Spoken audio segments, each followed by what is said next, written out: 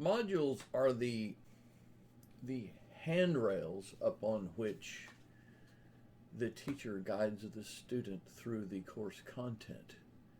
Or maybe, as PirateBarnes would say, PirateBarnes, the skeleton, the skeletal framework on which the ship is built, mate.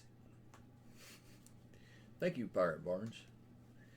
All right, let's go to modules for just a minute. I'm going to get you started, and we'll kind of keep working on this. Let's click modules, and let's create a module, and let's call this week 1, and I'm going to say December 7th through 13th, 2020. And we're not going to lock it right now. Let's just go ahead and add the module. We can always come back to this later if we want to.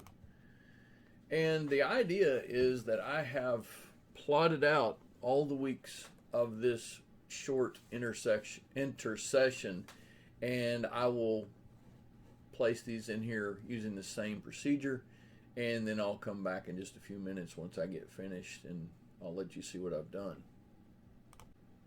This is Brother Barnes. We're working on modules, and I've set mine up to begin on Monday and have a turn-in on Sunday night, week 1, week 2, a holiday intermission, week 3, and then week 4. We will begin filling these out in subsequent videos.